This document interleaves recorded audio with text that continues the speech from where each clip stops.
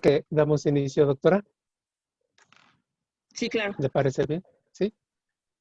Bueno, buenas tardes a todos los que amablemente se han conectado a esta conferencia extraordinaria, una sesión académica extraordinaria. Voy a leer el currículum de la doctora María Eugenia Jiménez Corona, nuestra ponente del día de hoy. Ella es médico cirujano de la Universidad Nacional Autónoma de México, especialista en salud pública, certificada por el Consejo Mexicano de Salud Pública. Tiene una maestría en epidemiología por parte de la UNAM, maestría en dirección y gestión de instituciones de salud por la Universidad de Anáhuac. Es doctora en ciencias y epidemiología por parte de la UNAM.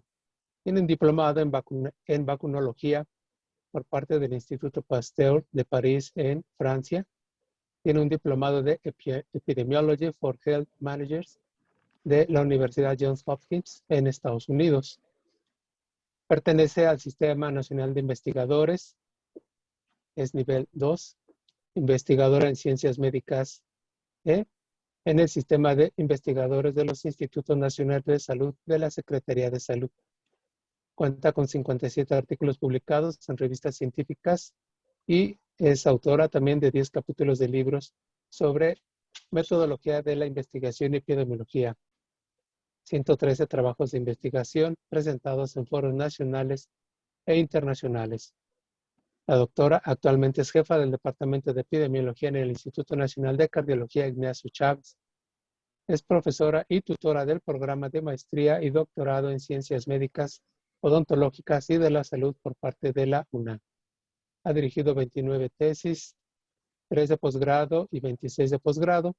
Ha recibido 22 premios de investigación y es miembro del Comité de Moléculas Nuevas por parte de la COFEPRIS y miembro de la Comisión Universitaria para la Atención de la Emergencia por COVID-19 en el periodo 2020 a 2023 por parte de la UNAM.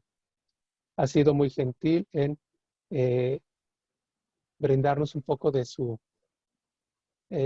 experiencia, brindarnos de su conocimiento en un tema que actualmente, y no nada más actualmente, en los años recientes ha tenido un interés especial en todos los países, en América, en México, y lamentablemente, por lo que entiendo, una vez que he visto una plática suya por parte del Colegio Nacional, pues esto recién empieza, esto no se va a acabar de un día para otro, y regresamos nuevamente a una epidemia que ha estado desde hace varias decenas, varias centenas, una epidemia viral, en este caso por sarampión.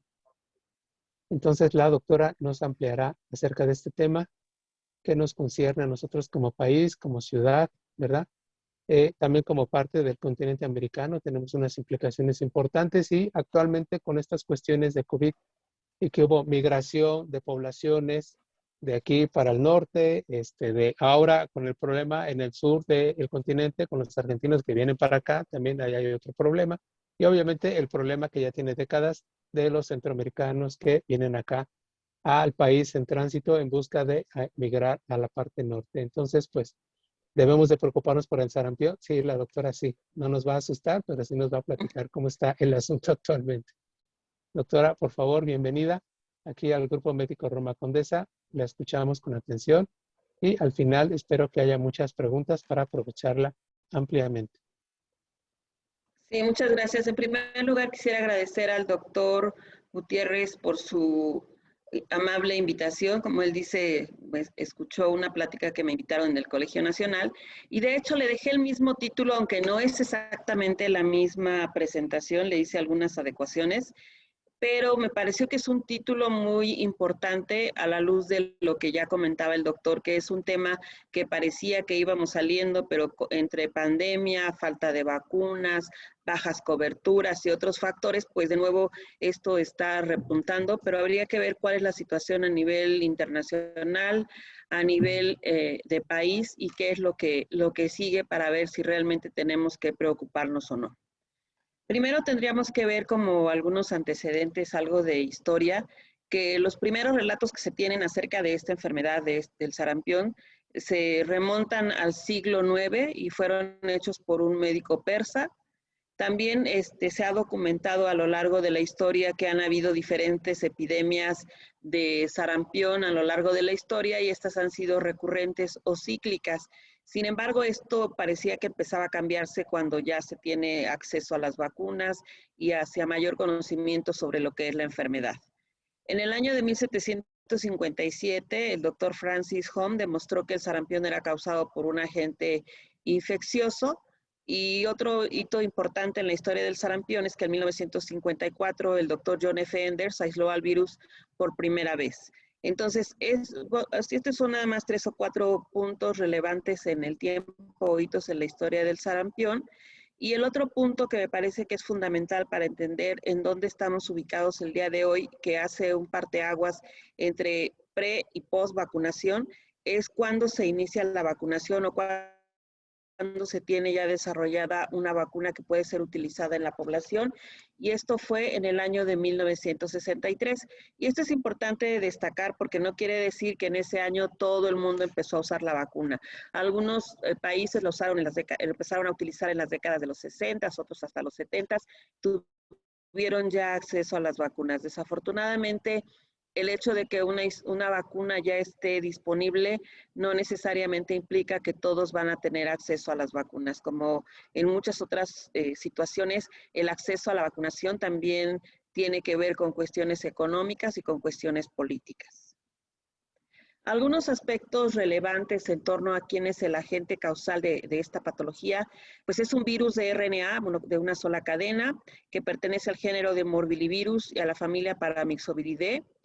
Y algo que es muy importante y favorecedor para nosotros hasta el día de hoy, desde que se iniciaron la vacunación contra este agente causal, es que ha conservado a lo largo de las décadas la estructura antigénica y entonces esto hace que no se haya modificado la eficacia para la vacuna. La vacuna no ha sufrido modificaciones a lo largo de las décadas desde que se empezó a producir. Y esto es algo que ha favorecido, a diferencia de las vacunas, por ejemplo, lo que ocurre con el virus de influenza o lo que ha pasado con COVID, que los cambios antigénicos que tienen estos sí impactan en la eficacia de las vacunas y por eso es que hay que estarlas, por ejemplo, las de influenza, hay que estarlas actualizando periódicamente y cada año la Organización Mundial de la Salud tiene que elegir cuáles van a ser los virus de influenza que van a incluirse en las nuevas vacunas para estar actualizados. Esto afortunadamente no sucede con sarampión. Este no tiene esos cambios antigénicos que tienen otros virus también de RNA. Algunas características relevantes que tiene, podemos ver del lado derecho una imagen donde nos muestra la estructura del virus. Tiene un genoma que codifica para 8 proteínas y 2 proteínas que son importantes, son 2 proteínas de superficie, que es la hemaglutinina, representada por una H, y la proteína de fusión, que se representa por la letra F. Y estas 2 proteínas tienen un papel fundamental en la fisiopatología del sarampión, porque son proteínas de superficie y que van a ser muy importantes o son relevantes para la entrada del virus a la célula huésped. Y otro punto relevante respecto a esta patología es que la inmunidad que nos deja haber padecido o que deja a las personas que tuvieron la infección por sarampión, va a ser de por vida. O sea, quien ya tuvo sarampión va a tener anticuerpos neutralizantes que son anticuerpos que van a atacar a la proteína H y esto le va a conferir a las personas que ya tuvieron sarampión una protección de por vida. Y por otro lado, en cuanto a la vacuna, pues la vacuna como no tiene cambios antigénicos, es de lo que conocemos como que son vacunas que si se tiene un esquema de vacunación que consta de 2 dosis, también podríamos decir que tiene una efectividad prácticamente cercana al 100%. Algunas generalidades de la enfermedad, pues ya vimos que es una enfermedad viral que afecta sobre todo a los niños pequeños, en particular cuando no han recibido vacunas, y el hecho de tener esquemas incompletos, pues también los pone en riesgo, más susceptibles a que si están en contacto con alguien infectado puedan adquirir la enfermedad. Algo que es muy relevante en torno al sarampión es que se considera la enfermedad transmisible más contagiosa. Más adelante vamos a poner un ejemplo numérico y esto tiene que ver con un punto que se llama el número, la R0 o el número básico de reproducción, que nos dice cuántas personas a partir de un caso índice se pueden contagiar. Y podríamos aquí poner el ejemplo para traerlo a colación. En el caso de COVID-19 se manejaban R0, dependiendo en qué momento de la pandemia estábamos y de cuál variante estábamos hablando, desde R0 de 2, máximo de 5.5 más o menos es lo que yo llegué a ver, con cambios dependiendo el lugar y cuál variante, de qué variante nos estábamos refiriendo. La de influenza tiene un R0, los virus de influenza también depende de qué variante se trata, aproximadamente 2.5. Y para poner, esto lo pongo de ejemplo para tener el contexto que el R0 de sarampión es 18. Es decir, si para COVID en algún momento era cada persona puede infectar a 2 o 3 personas, cada caso de sarampión puede infectar a 18 personas. Y de esas 18 a otras 18. Y esas 18 a 18, entonces la forma de transmisión o de dispersión de la enfermedad es tiene un incremento de manera exponencial y por eso decimos que es la enfermedad transmisible más, que se dispersa con mayor rapidez. Una ventaja que tenemos en relación con el sarampión es que el ser humano es el único hospedero. No hay un animal o no existe posibilidad en general de que algún otro hospedero pueda existir y esto es distinto, por ejemplo, con influenza. Influenza puede haber en otros mamíferos, en aves, en murciélagos que también son mamíferos, es en una gran variedad de animales que eso hace que sea más complicado su control y también su eliminación e incluso casi podríamos decir que más complicado pensar en la erradicación. La forma de transmisión que tiene esta enfermedad es a través de las gotas que se expulsan, a través de cuando se tose, se habla o se escupe de las personas que están infectadas, las gotas de flush que pueden arrojar o de saliva y que son recibidas o entran por las vías respiratorias de una persona susceptible o a través de la conjuntiva. La conjuntiva también es un mecanismo o una puerta de entrada muy efectiva para el virus del sarampión. El periodo de incubación que tiene más o menos es de 10 días y esto es muy importante cuando hablamos de brotes o epidemias, sobre todo de brotes, cuando estamos haciendo estrategias de contención que tenemos unos cuantos casos o solo un caso, el saber el periodo de incubación en cualquier enfermedad transmisible nos va a servir para ver cuántos periodos de transmisión desde el último caso tienen que pasar y podamos decir que está controlado un brote. En cuanto a la sintomatología clínica, se caracteriza por la presencia de fiebre, exantema maculopapular, conjuntivitis, secreción nasal, tos y en algunas ocasiones pueden aparecer las famosas manchas de Koplik, que muchas personas dicen que nunca las han visto. Creo que yo he visto una vez en la vida y no estoy tan segura que hayan sido. Pero bueno, es importante saber que existen estas manchas de Koplik y ahorita vamos a ver una fotografía de unas manchas de Koplik muy características. Y algo que es importante es que cuando ocurren defunciones, la mayoría ocurren por alguna complicación. El inicio de síntomas del sarampión es después, en un periodo entre 7 y 21 días después de que ha ocurrido la infección. El paciente puede infectar a otros 4 días antes y hasta 4 días después de que inicia el exantema o la erupción. La mayoría de las personas se recuperan en un periodo de 2 a 3 semanas. Y algunas de las complicaciones graves que pueden ocurrir por el virus de sarampión es ceguera, una encefalitis, diarrea severa, infecciones en el oído, neumonía y sobre todo una de las complicaciones más graves es la panencefalitis subaguda esclerosante. Si bien muchas vacunas lo que hacen más que nada es prevenir casos graves de enfermedad, aquí podríamos decir que el caso extremo sería la panencefalitis. Algunas complicaciones son más comunes, sobre todo en los niños menores de 5 años o en adultos mayores de 30 años. Y en los niños, sobre todo, como ya hemos comentado, cuando tienen esquemas de vacunación incompletos.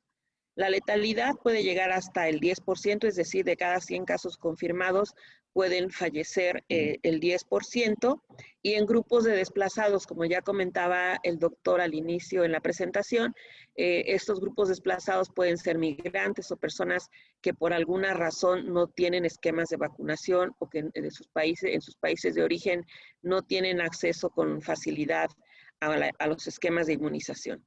Algo que es importante de tener en cuenta es que si bien tenemos una vacuna que es altamente efectiva en las personas vacunadas, no existe un tratamiento antiviral específico para esta enfermedad.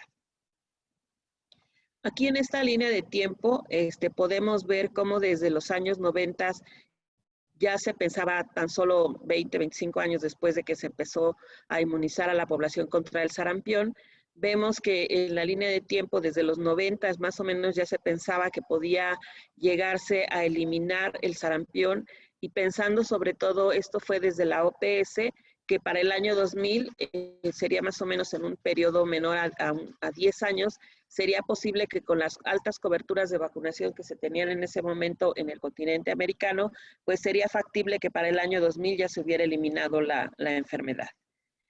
Pero eso no ocurrió. En el año 2001 se tenía ya una meta, pero no solo para el continente americano, sino para que a nivel global se pudiera eliminar el sarampión, esto desde la Organización Mundial de la Salud, y después para el 2002 se pensaba ya, o íbamos en buen camino para la eliminación de virus endémico en las Américas, es decir, que no hubiera aquí casos autóctonos o donde se hubieran infectado en el continente americano.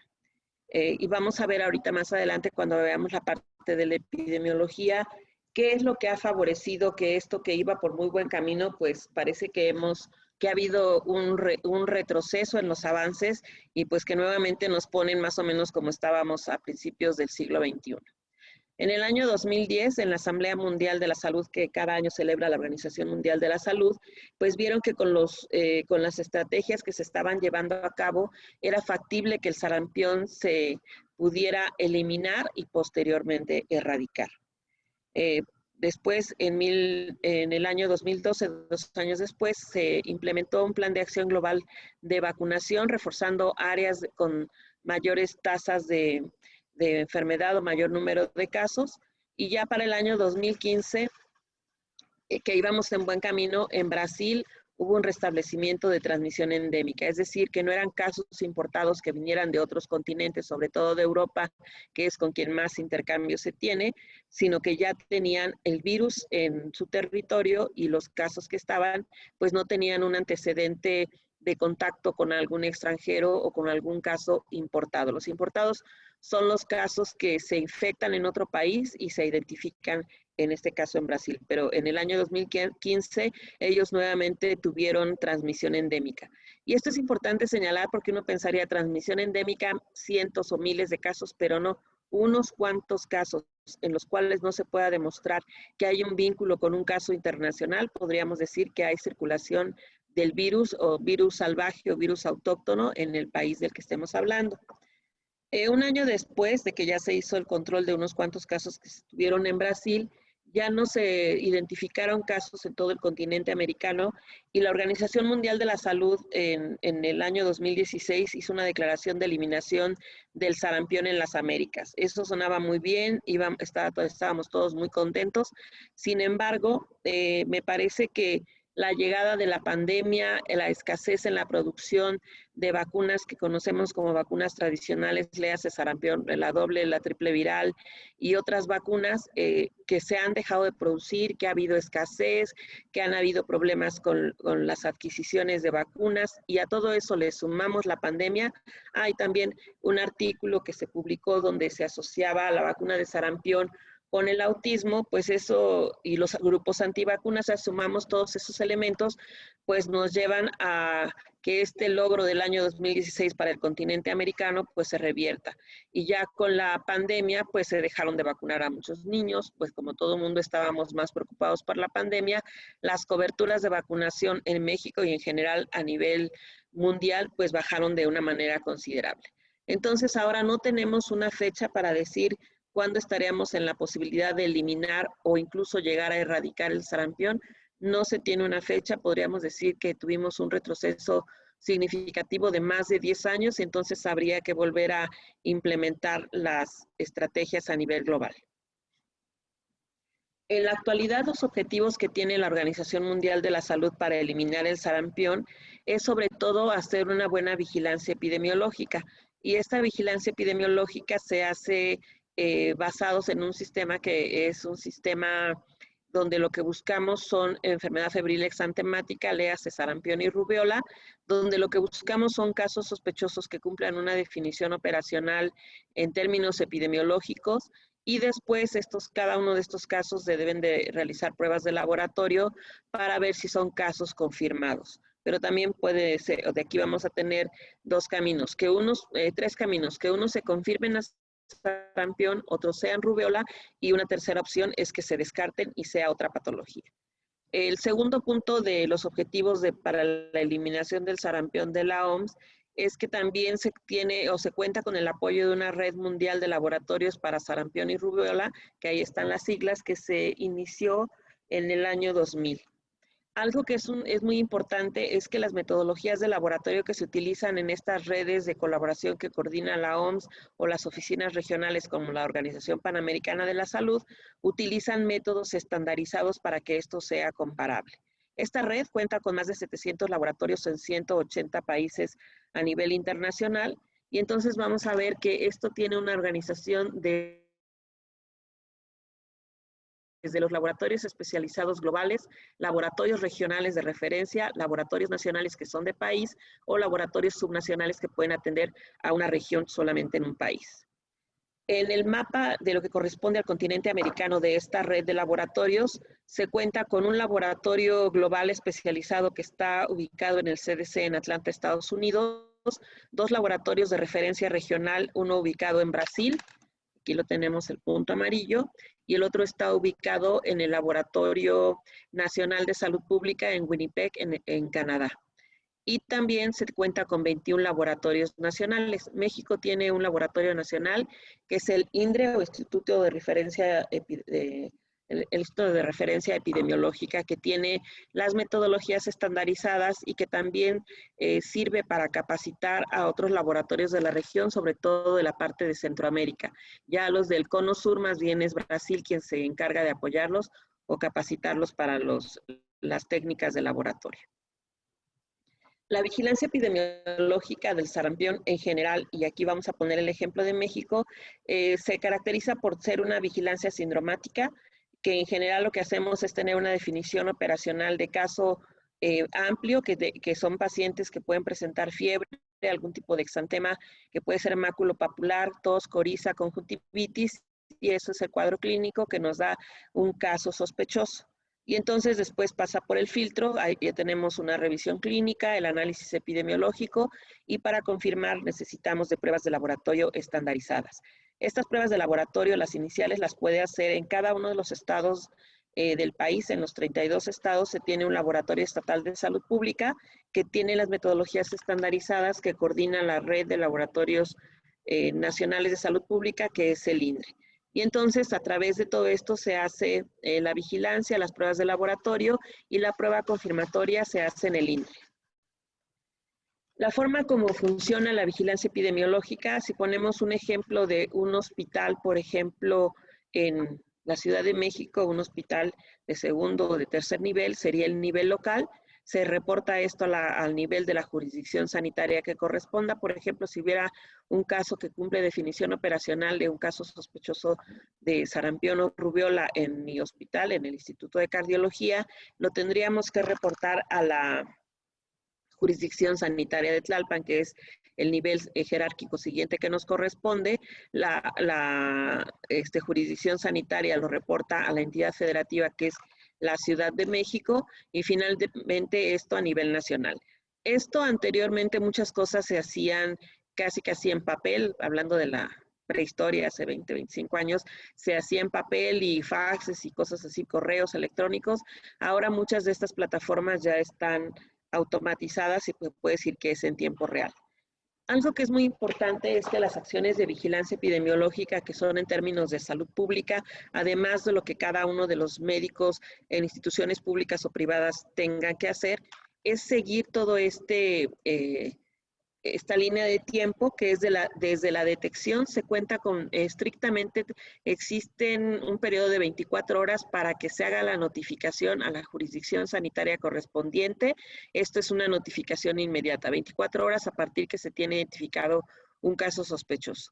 Para esto ya después la jurisdicción tendría que apoyar en hacer el estudio de caso, que tiene además de información sociodemográfica, clínica, también va a tener información epidemiológica para tratar de ver cuál es el origen del caso.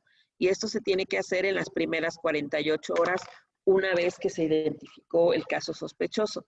En ese periodo de tiempo también se tiene que hacer la toma de muestras para su procesamiento y esto debe ser en los primeros 5 días desde que se identificó el caso, porque es el periodo óptimo para tener resultados adecuados. En el Inter se hace el análisis epidemiológico y se dan recomendaciones. Y junto con eso, de manera paralela, esto es lo de la vigilancia y diagnóstico, y en la parte inferior tenemos todas las acciones de control. Si un caso se identificara, por ejemplo, en una guardería, una vez que se identifica, en términos de salud pública, lo que se tendría que hacer es ir a visitar la guardería, ver si hay casos sospechosos, aislar al caso índice y una vez que se confirma, se tiene que hacer un estudio no solamente con los casos que tuvieron contacto en su salón o en la guardería, sino también en función de dónde vive el niño, en este caso, si fuera un caso índice, un niño de guardería, se tendrían que visitar 25 manzanas alrededor del caso para buscar otros casos sospechosos y para hacer actividades de vacunación sobre todo en los niños que tengan esquemas incompletos o que ya están en edad de iniciar su esquema de vacunación, que tengan 1 año de edad y que aún no han iniciado su esquema. El diagnóstico en términos de salud pública o la vigilancia por laboratorio incluye pruebas serológicas, pruebas de aislamiento viral, pruebas de PCR en tiempo real para detectar el gen N para sarampión y cuando se trata de un caso de rubiola lo que se identifica es el gen E1. Y después se hace la genotipificación para ver cuál es la variante que es la que está circulando. Y entonces aquí vamos a ver cuáles son los tipos de virus que han estado predominando en México desde hace varios años. En cuanto a los aspectos epidemiológicos, existen diversos tipos de genotipos de sarampión que circulan. Aquí tenemos ejemplos desde 1970 hasta el año 2020.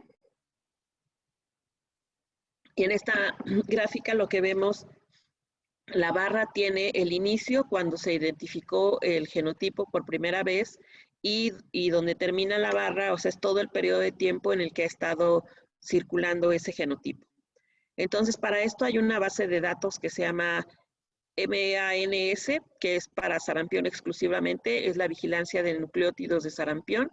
Y entonces esto es algo internacional y entonces por eso es que en México el INDRE tiene que hacer el trabajo de genotipificación para reportar cuando se identifica un caso de sarampión, independientemente si es importado, es decir, que viene de otro país o si fuera autóctono, se tiene que decir cuál es la variante que se está identificando y esto de alguna manera con estudios de filogeografía, es decir, viendo en un mapa dónde está, qué es lo que está circulando, podemos a veces dar trazabilidad a dónde se están dispersando los virus.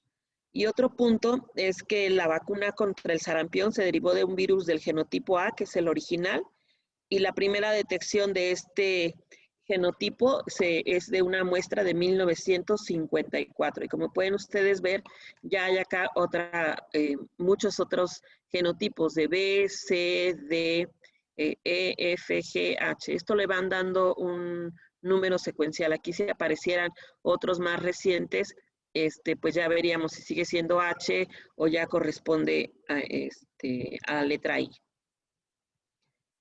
Déjenme ver. D8 es lo que más ha estado circulando en México, por lo menos en los últimos 10 años. Entonces, aquí con el color como guinda podemos ver cuáles son los que siguen circulando. Es B3, D4, D8, D9, G3 y H1. Y otros circularon, pero ya tiene varios años o incluso décadas que no están circulando.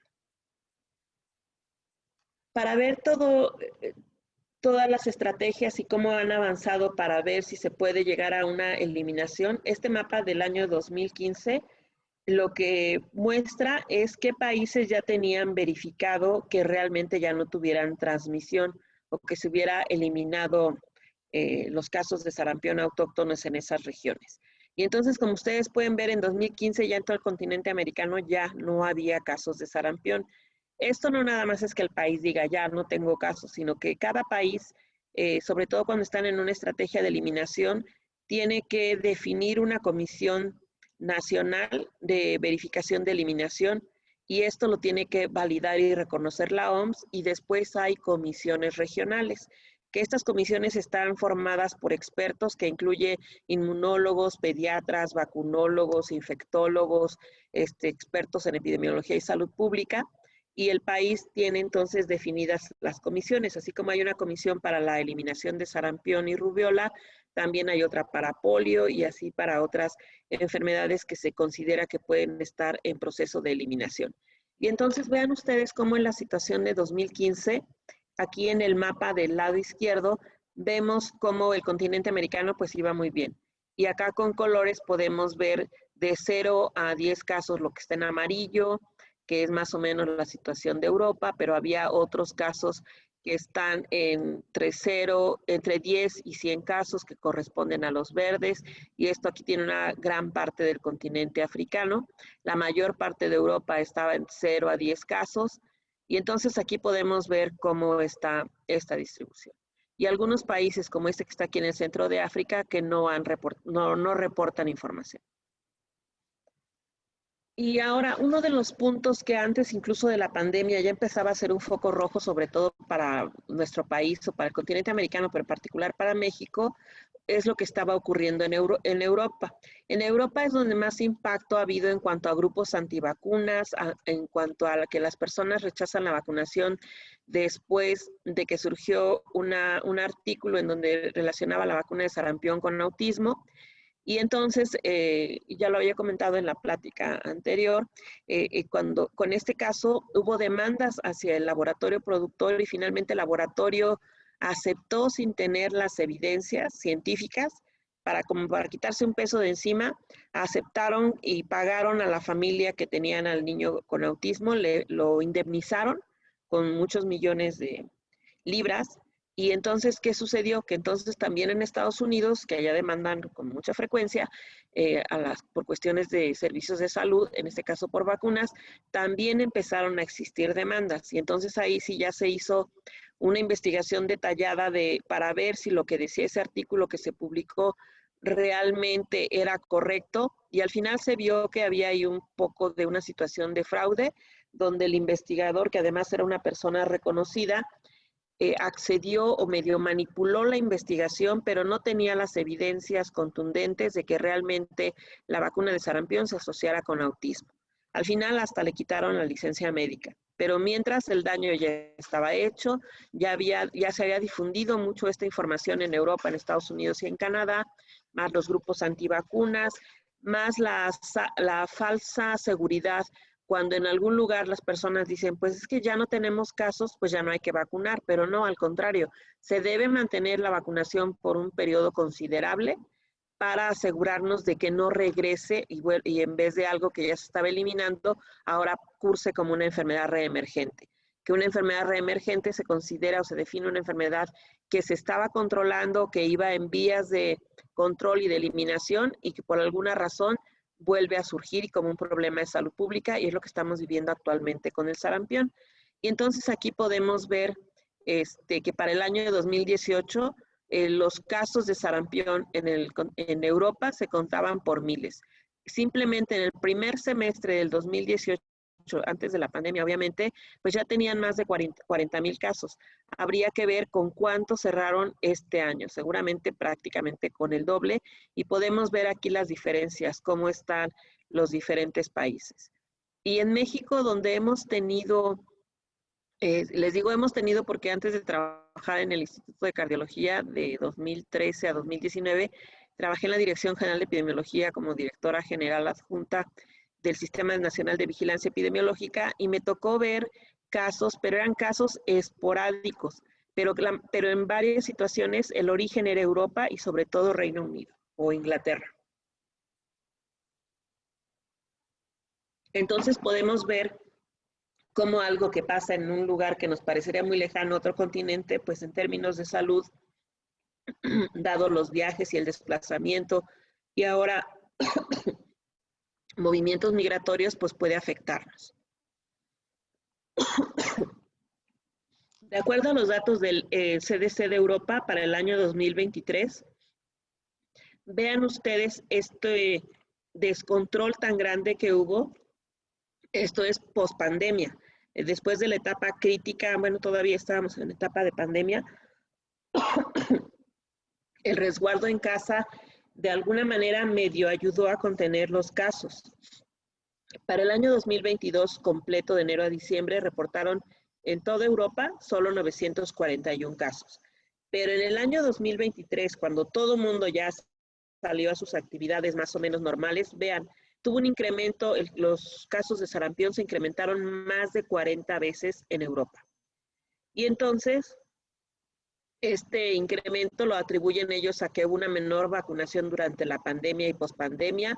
Muchos niños que nacieron, o sea, los hijos de la pandemia que nacieron y a lo mejor su primer año, primeros 2 años de vida no salieron, muchos de esos niños en todo el mundo no fueron vacunados, no solo contra sarampión, sino con otras vacunas que les correspondían desde el nacimiento o en el primer año de vida.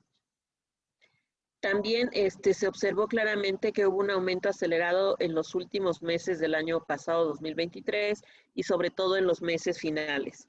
Y entonces, lo que ya llamaba la atención la OMS y el CDC de Europa es que si no se tomaban medidas, pues esto iba a ser todavía más grave, porque además también sus coberturas de vacunación disminuyeron de manera importante.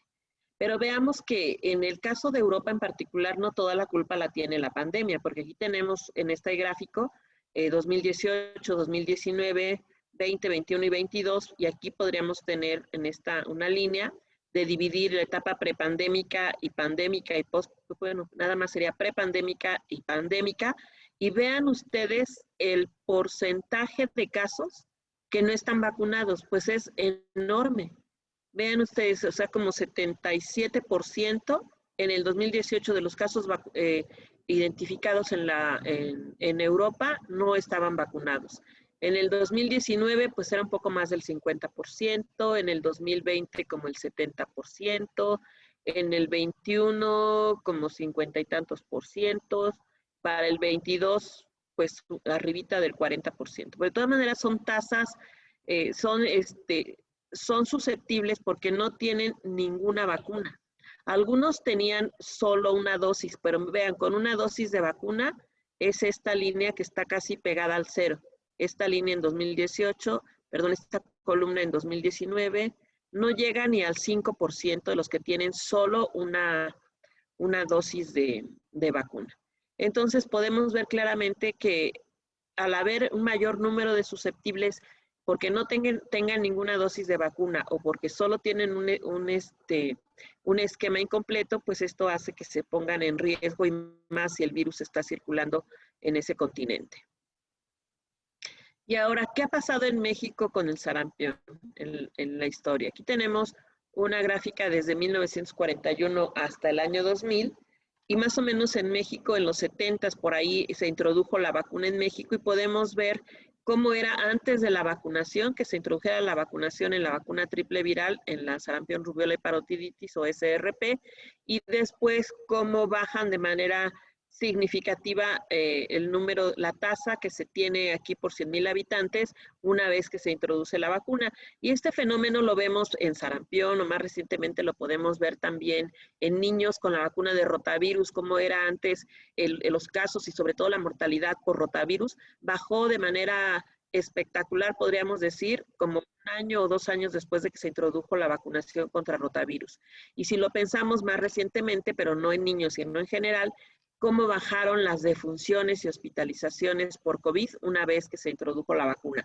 Pero además hay que considerar que ya se tenía inmunidad por la enfermedad e inmunidad por la vacunación.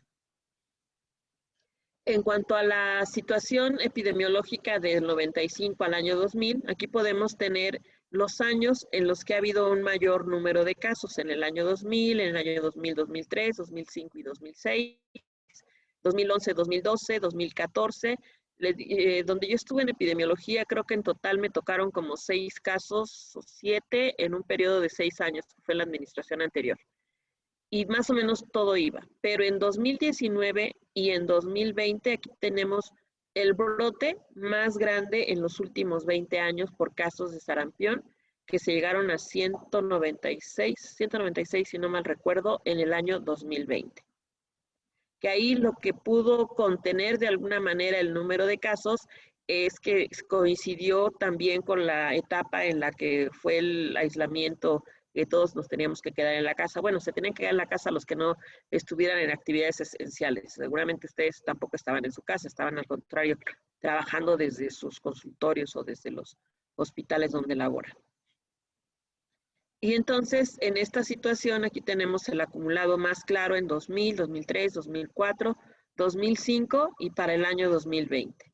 Entonces aquí sí tenemos efecto de falta de vacunación, bajas coberturas de vacunación, la pandemia, escasez de vacuna, y entonces todo esto nos lleva a este número de cerca de 200 casos confirmados de sarampión. Otro punto que es muy importante cuando se está en un proceso de eliminar alguna enfermedad es que la vigilancia epidemiológica debe de cumplir con indicadores. Y entonces los indicadores de la enfermedad febril exantemática, que es lo que se busca de manera general como un cajón más grande que solo sarampión o solo rubiola una vez que se han confirmado, es que se deben de tener como un mínimo de casos que son indicadores que pone la OMS y OPS que cada país debe reportar. Y entonces, por ejemplo, en el periodo de 1999 hasta el 2019, en este periodo de 20 años, a través de esa vigilancia sindromática o sindrómica de enfermedad febril exantemática, conocidas como EFES, más o menos se identificaban 84 casos en promedio por día en el país. Entonces, en 2004, aquí sí hubo una mayor detección porque había habido un problema en el 2003 y 2004, entonces ahí se incrementó. Sin embargo, en el periodo después del 2020, que es cuando estamos con la pandemia ya propiamente, esta identificación de 84 casos en promedio por día bajó a 41 y esto ha permanecido hasta el día de hoy. Entonces, esto también nos pone en la mira de que hay que incrementar y fortalecer la identificación de EFES para estar seguros que en el tamizaje no se nos estén escapando algunos casos tanto de sarampión como de rubiola. Y entonces aquí algo que a mí me haría llamar la atención es que después de haber tenido este gran brote en 2020, pues deberíamos de estar mucho más atentos en hacer esta vigilancia y llevarla por lo menos a este indicador de 84 casos en promedio por día. Y ahorita estamos a menos del 50% del número de casos de EFES que se están identificando.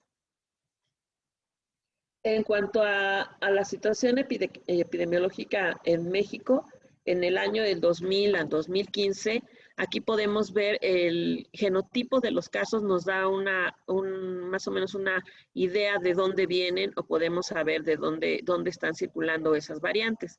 Hemos tenido casos de Europa, bueno, en 2001 no se logró identificar el genotipo. Aquí en 2003 tuvimos de Japón, Corea, China. Esta es una variante que estaba circulando en Asia preferentemente. En 2004 de nuevo H1. En 2005 D9 y B3 de Estados Unidos. En 2006 B3. En 2011 D4 procedente de Francia, Canadá y Estados Unidos. En 2013 D8. En 2014 B3. 2015 D9 y en 2020 la mayoría fueron también D8. Los 196 casos que se notificaron en nuestro país en el año 2020. De acuerdo a la Organización Mundial de la Salud, lo que está, de todas las variantes que hay, los 5 que están circulando con mayor frecuencia en la actualidad son B3, D4, D8, D9 y H1. Aquí les voy a poner unos casos para que vean ustedes la importancia que tiene, así sea un solo caso, todo lo que implica. Aquí tenemos un caso importado de sarampión, que este caso fue identificado en el año 2011, yo todavía no trabajaba ahí. Era una niña de 1 año 9 meses que venía, procedente también de Europa. Después el segundo caso fue una adolescente de 16 años y después, 3 días después, un tercer caso que fue una persona, un hombre de 45 años de edad que no tenía antecedente de vacunación. Entonces, vean ustedes aquí la relación.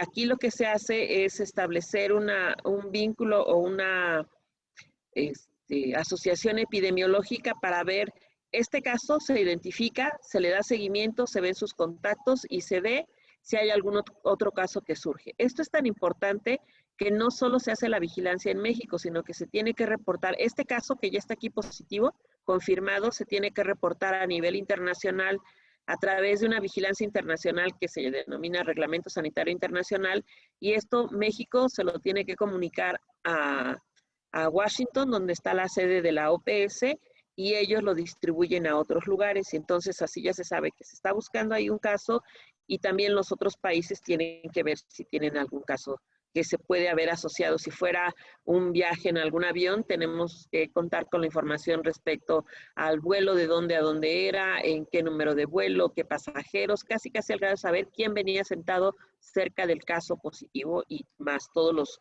contactos cercanos de riesgo que pueden ser los familiares con los que viajara. Y todo esto va a detonar una serie de acciones.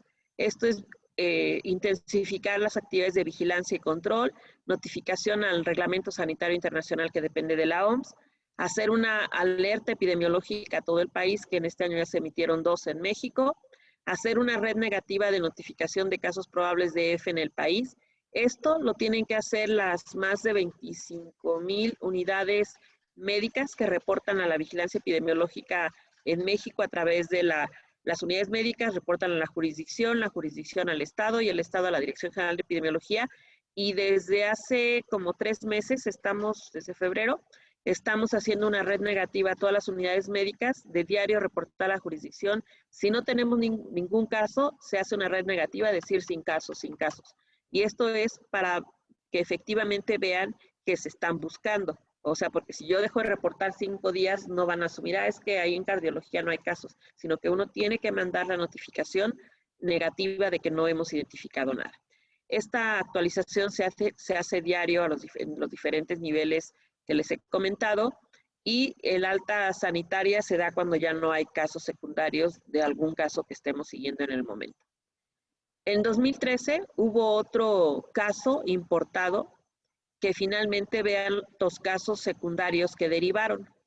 Que este fue un brote multinacional, después en la etapa post-eliminación que estábamos ya, se incluyeron 3 países que eran Inglaterra, México y Canadá, pero curiosamente no hubo mexicanos aquí que se infectaran. Entonces venían de Inglaterra, y el primer caso, el caso índice, fue un niño de 9 años. Después, ya estando en México, en un lugar turístico allá por la Riviera Maya, se infectan otros 2 ingleses, una niña de 7 años y otra niña de 15 años. Después de aquí se infectan, todos estaban en el mismo hotel. 2 canadienses, una niña de 15, un adulto mujer de 39, luego otro canadiense. Estos son familiares. Este de acá es independiente, también un canadiense, femenino también positivo. Luego por acá sale uno de Estados Unidos, y luego ya estando en Canadá, relacionado con todos estos, Canadá reporta que de los que habían estado en el mismo hotel, allá identificaron otro caso, pero ya en Canadá. Todo eso está publicado en este artículo, porque estos casos incluyeron que en el resort, o en ese de todo incluido allá en la Riviera Maya, todos los trabajadores tuvieron que ser evaluados clínicamente, y en algunos que se consideran casos sospechosos, hacerles las pruebas de laboratorio para confirmar o descartar. Afortunadamente en este brote no hubo ningún mexicano, y eso tiene que ver porque en ese momento, en 2013, las coberturas de vacunación en adultos pues sí eran buenas. Entonces los trabajadores no tenían ni tampoco se identificaron, salvo en extranjeros. Entonces, este caso índice que venía de Inglaterra ya infectado, pues llegando a sus vacaciones, dio todos estos casos secundarios. Este sí me tocó a mí. En el 2014 fue siempre se me olvida. Bueno, en un crucero que traía más de 4,300 turistas, 900 tripulantes provenientes de 43 países, se identificaron 2 casos de sarampión. Ya venían con exantema cuando llegaron allá por Quintana Roo. Cuando llegaron, cuando se llega un crucero o un buque de carga, cualquiera que llegue a un puerto marítimo internacional, tiene que dar a la Capitanía de Puertos, tiene que dar un papel un documento, pues, donde diga que no trae a ninguna persona enferma, no nada más de sarampión, de cualquier otra cosa que pueda ser una patología que requiera vigilancia internacional. Y entonces, cuando antes de embarcar, ¿cómo se dice? De atracar, lo que dijeron es que traían 2 personas y que los de servicios médicos del crucero sospechaban que era sarampión. Y entonces, pues ya se tomaron fotos, todo, y como sí venían medio mal, solo los 2 casos de sarampión sí pudieron desembarcar. Los demás turistas no pudieron desembarcar. Se tienen que quedar y tuvieron que regresar a Estados Unidos. No recuerdo exactamente de qué parte de Estados Unidos venía el crucero. Y además de que se le da la atención, fueron atendidos en un hospital privado ahí en Quintana Roo. Eso lo paga la naviera.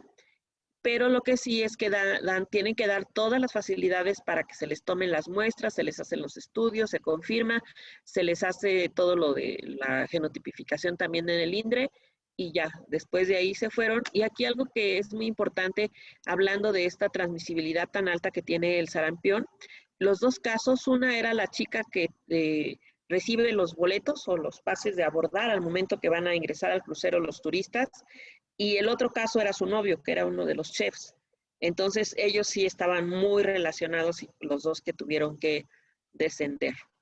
Uno era pakistaní y la otra también era como por Asia, no recuerdo bien de qué país. Pero esto implicó que además nosotros como país tuviéramos que reportar a los 43 países que había, si era de China, de Corea, de Inglaterra, de España, a cada uno había que mandarles un mensaje de qué personas venían en un crucero donde venían casos de sarampión. Y entonces, esto es una especie como de aislamiento y por eso no se les permite descender. Porque venían algunos otros que podrían estar en periodos de incubación o que empezaban con algunos datos clínicos que podrían ser compatibles de las primeras etapas de sarampión. Después, aquí, bueno, todas estas acciones se hacen con esto que ya les acabo de platicar, cómo se hacen todas las acciones, se coordina uno con el CDC, se coordina uno, sobre todo con el CDC nos tuvimos que coordinar en ese momento porque el INDRE no tenía la prueba confirmatoria montada y validada todavía por la OMS, actualmente ya lo tiene, pero en ese momento tuvimos que pedir ayuda al CDC para las confirmaciones y finalmente aquí tenemos cuándo ya se puede dar el alta sanitaria por esos casos y ya podemos decir que se termina este evento. Después tenemos aquí otro caso, solamente hubo un caso, aquí no hubo casos secundarios, de una mujer que viajó junto con su familia a Disneylandia. Ya se habían identificado casos de estadounidenses que habían tenido sarampión en esa zona y entonces este caso era de San Pedro Garza, ahí en Nuevo León, que es de las zonas más ricas, zonas más ricas no solo del país, sino de todo el continente. Y fue muy complicado hacer el estudio epidemiológico porque no querían que entraran los servicios públicos. Pero como esto tiene que ver con cuestiones de salud más allá que lo que pasa en una familia o en una persona, pues al final tuvieron que acceder a que se hiciera todo el seguimiento. Se le dio el seguimiento, la mujer que se contagió estaba embarazada, se le da todo el seguimiento, se ve cuando se tiene que construir estas líneas de tiempo para ver o suponer cuándo se infectó, cuándo empezó con síntomas, cuándo presentó el exantema, cuándo todavía puede transmitir a otros, cuándo inició el exantema, aquí está marcado, hasta cuándo puede haber casos secundarios, que es el periodo en el que puede transmitir a otros, hasta que vimos que este caso no tuvo afortunadamente casos secundarios ni en México ni en Estados Unidos. Ya después, más cercanos a esto, podemos ver aquí lo que ocurrió en el brote del 2020 en plena pandemia. Aquí solamente es un corte donde hay 101 casos, 100 casos que nada más hay en este periodo, pero podemos ver de dónde son. La mayoría eran de la Ciudad de México, 13 del Estado de México y solo uno de Campeche. En este caso del 2020 lo interesante es esto, que muchos eran no vacunados. En este caso, los menores de 1 año que fueron casos de sarampión no vacunados, esto es irlógico porque todavía no estaban en la edad de ser vacunados. Pero en los niños de 1 a 4 años, vean, de 23 casos, 19 no estaban vacunados. Y luego aquí vamos viendo en cada uno de los diferentes grupos de edad que en realidad había muchos que no contaban con vacunación. En total, de todos estos casos, 101, el 83% no estaban vacunados y 17.1 sí estaban vacunados. Entonces, eso nos habla de que hay bajas coberturas y habría que ver desde cuándo se están acumulando. Que las únicas que son lógicas que no estuvieran vacunados son los menores de 1 año. En 2019, al final solo se tuvieron el año previo 20 casos confirmados a sarampión. En 2020, 196, aquí tenemos dónde. Y aquí en el 2019 había genotipos B3 y D8, y en el 2020 prácticamente todos eran D8. Y después, en este año, ¿qué es lo que ha ocurrido este año? Pues en abril de este año la Secretaría de Salud dijo que el país había registrado 4 casos importados de sarampión. El primer caso ocurrió en un menor de 1 año 8 meses que provenía de Europa y había estado en otros países allá también en Europa. Y después de este caso primario o caso índice, surgieron 3 casos adicionales.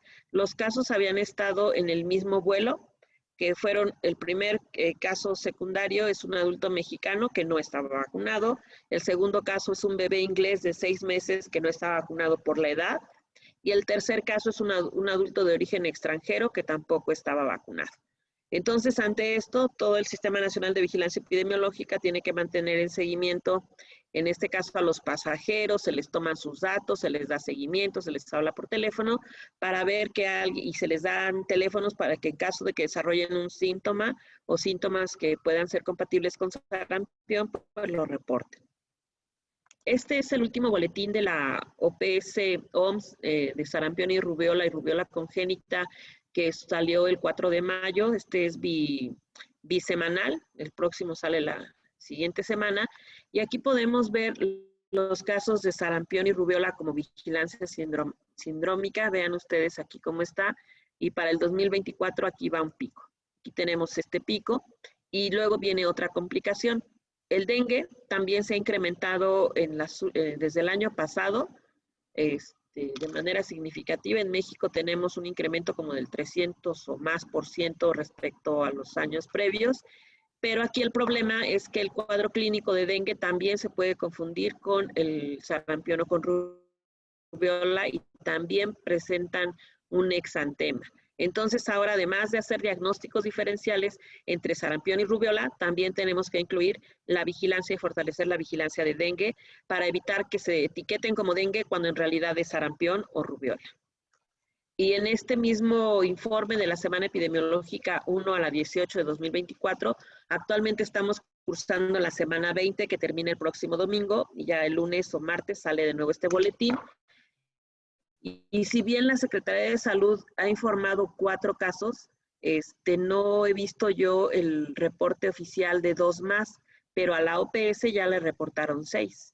6 tiene la OPS, que 5 se confirmaron por laboratorio y 1 por asociación epidemiológica. En este caso puede ser que se haya identificado fuera de tiempo y que ya no estaba en los días óptimos para la toma de muestra, pero en la historia y seguimiento y demás que se les da para ver los antecedentes, pues se ve que puede tener algún vínculo con algún caso de alguno de estos 5 casos. O sea, en total, en México, en lo que va del año, se han reportado 1,551 casos sospechosos de sarampión o rubiola, y de estos se han confirmado como positivos al sarampión 6, ninguno positivo a rubiola.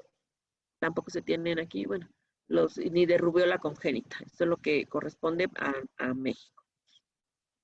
Entonces, ¿cuáles son los retos que tenemos? Pues que una vez que se identifique un caso, se reporte y se tomen las muestras en los primeros 5 días para estar en el periodo de oportunidad que tenemos para confirmar un caso y que además las muestras sean tomadas en forma adecuada. Para todo esto, la Secretaría de Salud, a través de la Dirección General de Epidemiología, emitió un aviso epidemiológico, que esto es como una monografía que habla del cuadro clínico, de las características clínicas, epidemiológicas, la situación epidemiológica a nivel mundial, regional y de México, y recomendaciones de qué hacer ante un caso sospechoso de sarampión. Y la última parte es lo que corresponde a las vacunas. Aquí podemos ver cómo los casos de sarampión y las dosis aplicadas de vacunas se puede correlacionar este descenso tan importante en este periodo antes de la vacunación y después de la vacunación, cuando se introducen las fases intensivas de vacunación o las semanas nacionales de salud. Vean ustedes cómo bajó esta curva que teníamos acá de casos de sarampión, esta tasa de sarampión, perdón, no son casos, es tasa, y cómo esta tasa disminuye de manera espectacular. Por aquí hay un incremento nuevamente bajo, y habría que ver y tratar de continuar esta gráfica hasta el día de hoy. Y aquí tendríamos un problema en cuanto a los millones de dosis aplicadas. Aquí podemos ver también las variaciones que han habido en las dosis que se apliquen, y habría que ver si el número de dosis se ha mantenido constante o ha disminuido, y entonces esto tenga un impacto en las tasas. Aquí podemos ver en este histórico desde 1993 hasta 2013 las coberturas de la vacuna triple viral, sarampión, rubiola, parotiditis, y la meta que da la OMS para que se diga que es adecuado debe ser por lo menos del 95%. En estos años, más o menos desde el 98, la cobertura era adecuada. Ya después ha habido un descenso. Aquí hubo un cambio en los programas o las estrategias que se siguen para ver las coberturas. Aquí se hacía a través de un sistema que se llamaba PROVAC, que desapareció en este año, en 2011.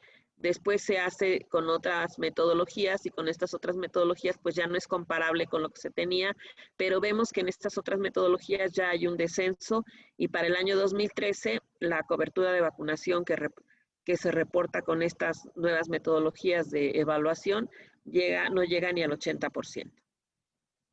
Aquí podemos ver la ENSANUD, lo que corresponde a la vacunación, y aquí dentro de lo que implica además evaluar aspectos relacionados con COVID, también era importante saber qué ocurría con los esquemas de vacunación en los niños. Y aquí podemos ver para SRP o triple viral cómo estaba para el 2021, que es el anaranjado, aquí donde estaba la cobertura, y cómo para 2022 desciende. Aquí estábamos en pandemia, aquí estábamos, lo más crítico de la pandemia era el anaranjado, después aquí tenemos todavía un impacto, y aquí lo tenemos el porcentaje. Sarampión, rubiola y parotiditis en el 2021 era de 76.6, y para el 2022 disminuyó a 61.8. Aquí es importante ver que el esquema de vacunación debe ser a los 12 meses la primera dosis o SRP1, que es la primera dosis, y con un intervalo y después ponemos la de sarampión, rubiola, parotiditis, la segunda dosis, por lo menos se aplica, y después hasta los 6 años de edad.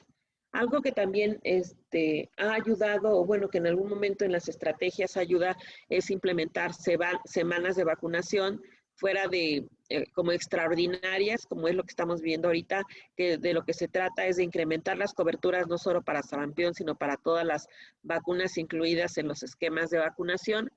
Y aquí también podemos ver en otro resultado en el 2022, dividido, hay diferencias por regiones del país, diferencias por regiones si son rurales o urbanas, y diferencias también al índice de bienestar. Dependiendo de las características de las zonas geográficas, se calculan estos índices de bienestar, y aquí tenemos lo que corresponde en rojo a la vacuna triple viral, y de manera general la cobertura nacional está en 61.8 para el 2022, con un intervalo que va desde 55.6 hasta 67.6. Como pueden ustedes ver, estamos muy por debajo de lo que marca la OMS para decir que estamos en coberturas de vacunación adecuadas. Y luego esta parte, donde yo les decía, tenemos que ver estrategias de vigilancia, estrategias de detección temprana de los casos, estrategias de vacunación, aumentar las coberturas de vacunación, y sobre todo cuando estamos ante una enfermedad que tiene el R0 de los más altos, su R0 es de 18. Aquí les pongo un ejemplo para que sea más sencillo. Tenemos el paciente 0, infecta a 2. Cada uno de estos 2 a 2, cada uno de estos 2 a 2, a 2 hasta el infinito. Y si esto fuera sarampión, este paciente 0 infecta aquí a 18, cada uno de esos 18 a 18, 18 a 18, y entonces esto es lo que hace que sea preocupante si hay como varios puntos importantes que hay que fortalecer, como aumentar las coberturas, que tengan coberturas completas con primera y segunda dosis, hacer campañas extraordinarias de vacunación y hacer los reportes epidemiológicos en tiempo y los diagnósticos también en los primeros 5 días a partir de inicio de síntomas. Y entonces, como una respuesta a eso, en este mes de mayo se está llevando a cabo la campaña nacional de recuperación de coberturas de vacunación, que tiene como objetivo iniciar o completar esquemas de vacunación, no solo para sarampión, rubéola, parotiditis, sino todo lo que está en el esquema, alcanzar coberturas de vacunación, en este caso su objetivo es por lo menos del 90% para reducir los riesgos de salud en niños y adolescentes, prevenir la reintroducción de virus de sarampión, rubéola y poliomielitis también, y también se pretende administrar en este mes de mayo 9 millones de dosis de vacunas. Esta campaña actualmente está en las 32 entidades federativas y concluye el 31 de mayo. Para ver cómo se llevan a cabo todas estas estrategias para incrementar las coberturas de vacunación, que es de lo más importante, dado que su alta efectividad es muy buena la efectividad de la vacuna, tenemos que ver si estamos en una situación de controlar casos de enfermedad febril exantemática cuando tenemos casos positivos, y entonces aquí lo que se hacen son los bloqueos vacunales, que es ir casa por casa después de donde se tiene un caso confirmado para aplicar vacunas a los niños que tengan esquemas incompletos o los que tengan que iniciarlos. La otra es identificar áreas de alto riesgo, ahorita vamos a ver cuáles son. La otra es, el objetivo de todas estas estrategias es disminuir el número de susceptibles. Esto es muy importante. Esta transmisión va a susceptibles. Si por aquí hubiera vacunados, pues eso se los brinca. Entonces, eso es como eso sería la estrategia de la inmunidad de rebaño. Entre más vacunados están alrededor, es menos probable que surjan casos. Pero si la cobertura de vacunación es muy baja, entonces vamos a tener muchos susceptibles. Entonces, si lo que queremos es evitar abatir los susceptibles o disminuir el número de susceptibles, lo que queremos es evitar la transmisión, sobre todo cuando tenemos casos importados. Hasta el día de hoy, todos los casos que se han identificado en este 2024 corresponden a casos importados, ninguno es un caso de transmisión autóctona. Y las áreas de alto riesgo son los municipios que no notifican casos de F, que eso se llama silencio epidemiológico, y que no reportan, no quiere decir que no hay. El otro son municipios con coberturas menor a 95 con vacuna triple viral en niños de 1 año, que ahorita prácticamente todo el país estaría en esa situación. Municipios fronterizos, y en nuestro caso es más vulnerable la frontera sur. Municipios con flujo turístico, como veíamos varias de las situaciones de los ejemplos que les puse ocurren en lugares turísticos, también donde hay un gran flujo comercial o migratorio, tanto legal como ilegal. Y entonces, cuando tenemos también zonas o municipios considerados de alto riesgo, en este caso se recomienda más bien que la vacunación se haga casa por casa. Y casi por último, o es la última me parece, tenemos que ver la eliminación es que ya no hay casos, y erradicación sería como en el caso de la viruela, ya no hay casos, no hay virus, etcétera, salvo el virus que tiene una muestra el CDC y la otra parte la tienen en Rusia, cuando era que eran las dos potencias. En la eliminación cada quien se quedó con unos viales, y entonces la enfermedad que podríamos decir que está erradicada es nada más la viruela. Hay otras que se han eliminado, y la quinta en eliminarse era sarampión, pero todo esto se regresó. Pero tenemos varias ventajas aún con todo eso, que este virus no tiene un reservorio animal o ambiental, que se encuentran disponibles pruebas diagnóstico muy precisas, que ya vimos todos los métodos diagnósticos hasta la genotipificación. La vacuna contra el sarampión es muy eficaz y segura, no es real que genere autismo.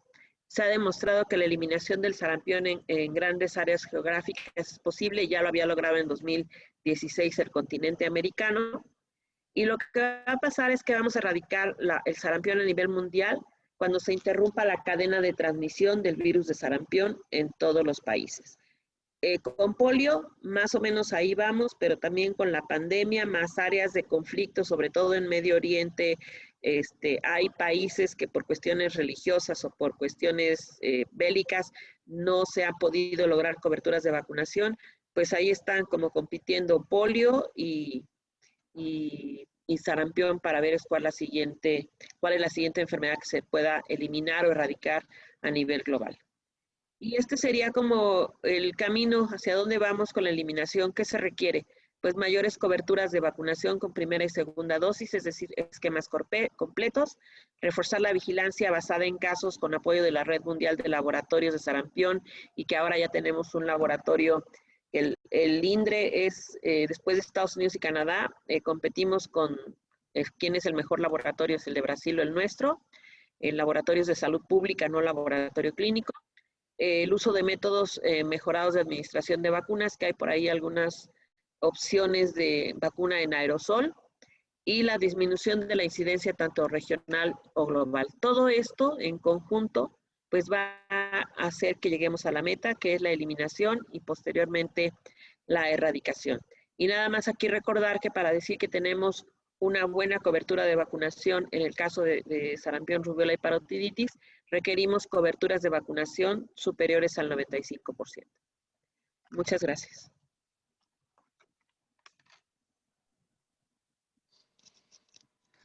Muy bien. No sé si tengamos ahorita alguna pregunta en nuestros compañeros que están conectados. No sé si alguien tenga alguna pregunta. Yo quisiera preguntarle, no sé si sepa usted qué ha ocurrido o qué ocurrió después de la historia en relación al artículo y que después fue desmentido, y que incluso pues la persona que hizo el artículo pues publicó ¿cómo se llama? Se disculpó pues, y también la revista se disculpó por no haber hecho una revisión más exhaustiva. ¿Eso tuvo alguna consecuencia con las empresas o las casas que se dedican a hacer vacunas? O sea, al ver el problema que hubo, que los acusaron, que tuvieron que pagar, ¿hubo alguna consecuencia en la producción de las vacunas y dijeron, no, pues mejor ahorita no hacemos nada, o a este país le dejamos de vender o algo así? ¿Hubo algún problema más allá de la cuestión de dejar de vacunar a los niños? Porque seguramente si pagaron una buena lana, pues seguramente o es una posibilidad, ¿no? De que hayan dicho, pues mejor no le entramos a las vacunas, ¿no? Porque si se van a poner así, pues mejor no hacemos nada, ¿no? No sé si hubo algo así. ¿No sabe usted, doctora? Respecto al médico, le retiraron la licencia. Y algo que yo creo que a veces hace que las revisiones no sean tan detalladas, porque era una revista de prestigio, incluso la revista pidió disculpas y retiraron el artículo, pero el daño ya estaba hecho. Como dicen, ahora quitarle la idea a la población de que eso no es correcto. Respecto a las vacunas tradicionales, como de las enfermedades que normalmente conocíamos como las de la infancia, que se prevenían por vacunas, en los últimos años, yo diría que en las últimas 2 décadas, muchos productores han dejado de producir, entre ellos México. México, a través de Birmex, hace 20, 25 años, producía gran parte de las vacunas del esquema de vacunación que teníamos. Y ahorita ya no produce nada.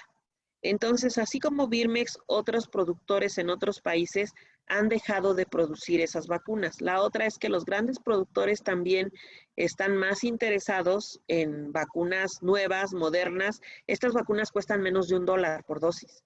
Las vacunas actuales, por ejemplo, cuando salió la vacuna de VPH, la vacuna de VPH, si no mal recuerdo, costaba $80 la dosis al inicio. Ya después va bajando el costo una vez que recuperan el costo de inversión en las empresas, porque al final, pues son empresas que son negocios. Entonces, invierten millones y millones y millones de dólares, y de 100 vacunas al mercado han de llegar 5 o 6. Todas las demás se quedan en el camino en estudios preclínicos o en fase 1, fase 2, fase 3, y el mejor ejemplo serían las de VIH, que el día de hoy no tenemos una vacuna en el mercado. Entonces, lo que se ha visto es que los grandes productores de vacunas están más enfocados en vacunas nuevas y modernas, que en términos económicos dejan más.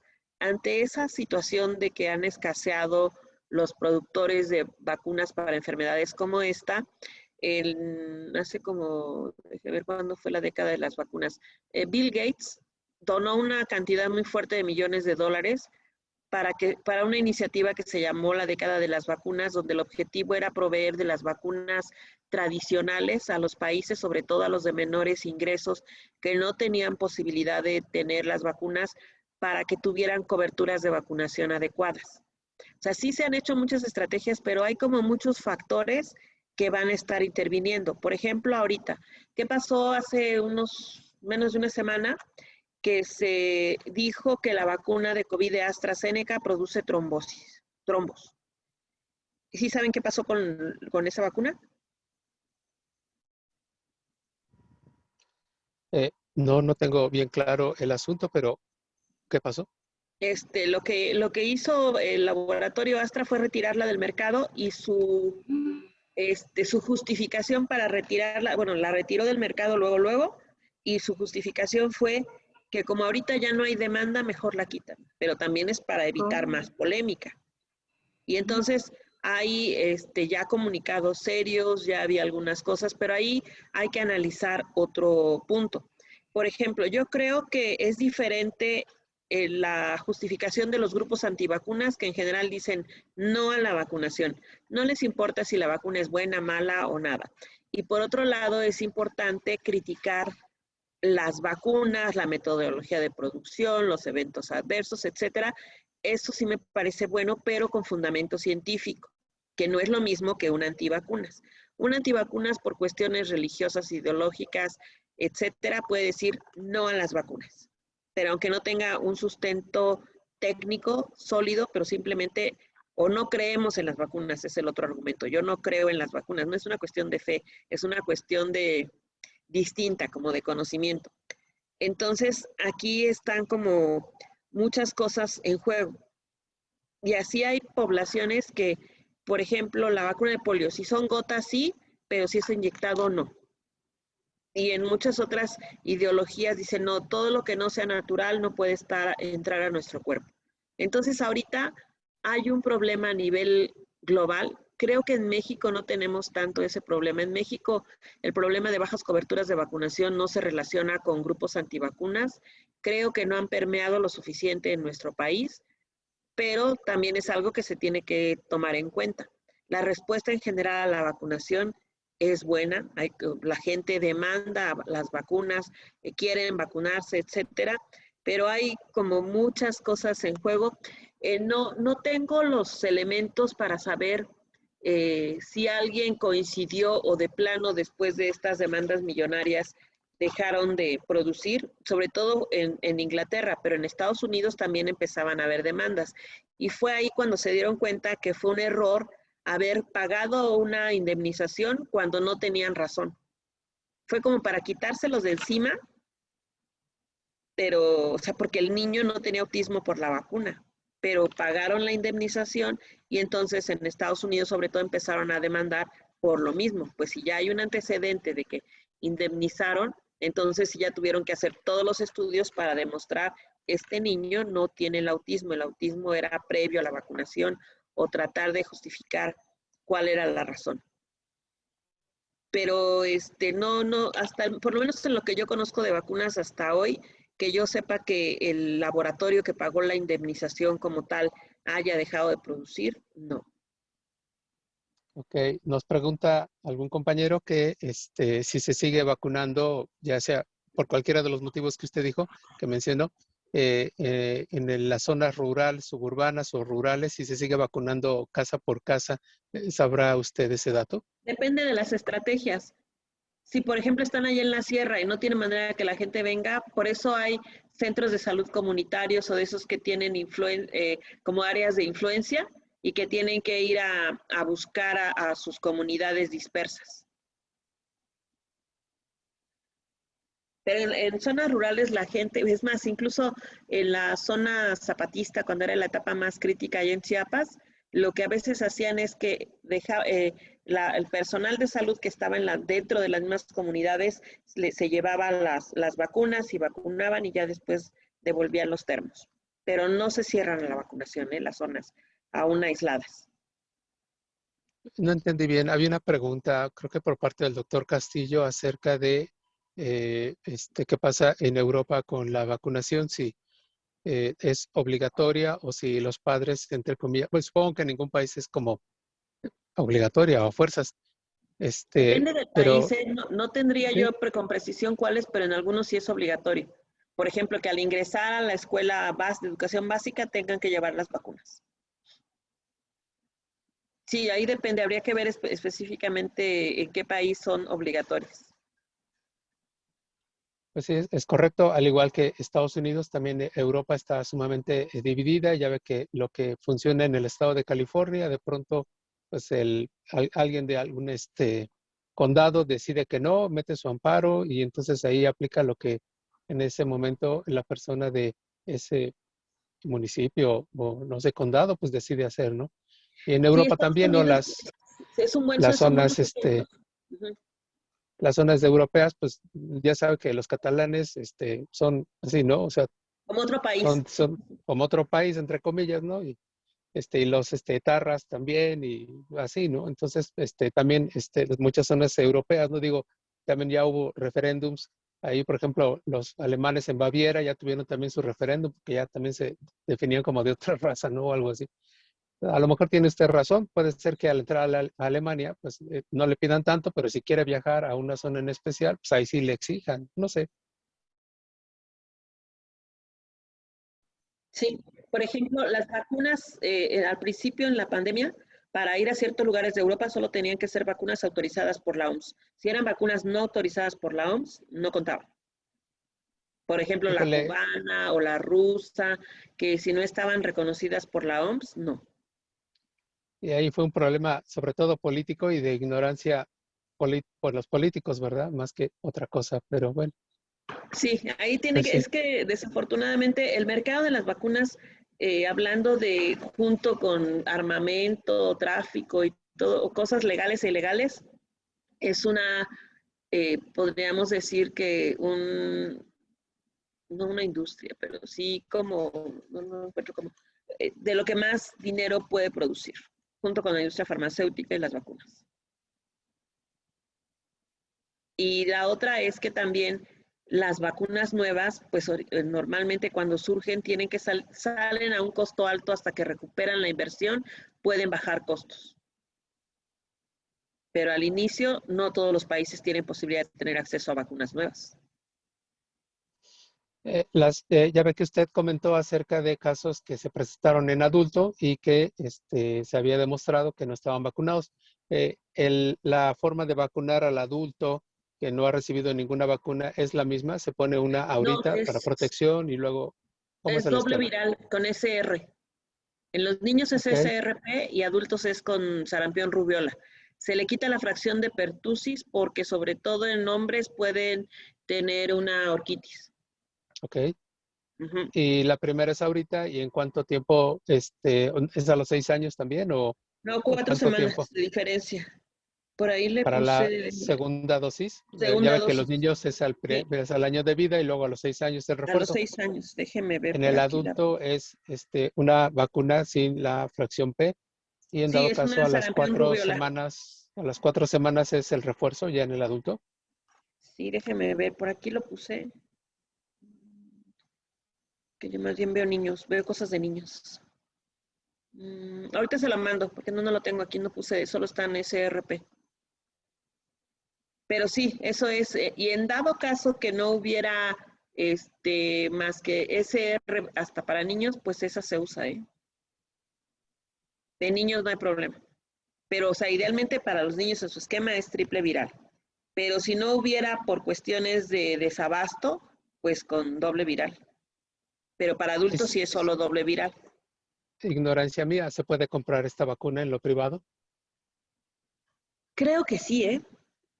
Sí. Mm, le iba a decir, le voy a dar unas direcciones, pero no puedo.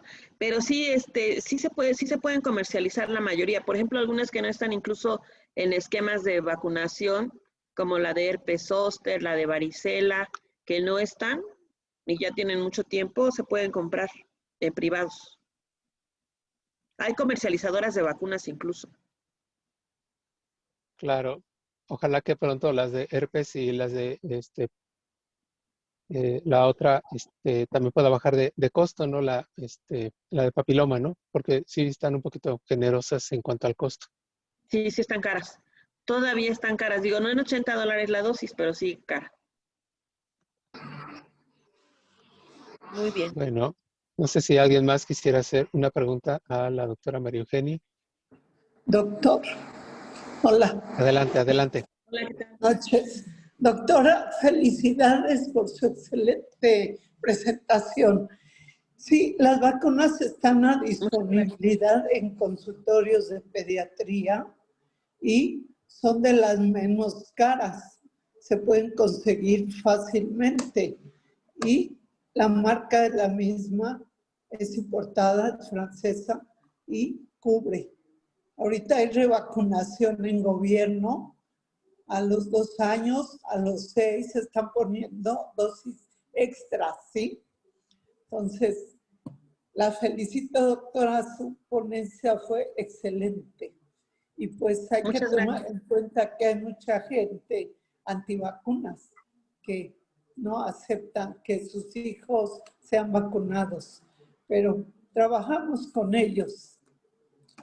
Mucho gusto. Saludos a todos.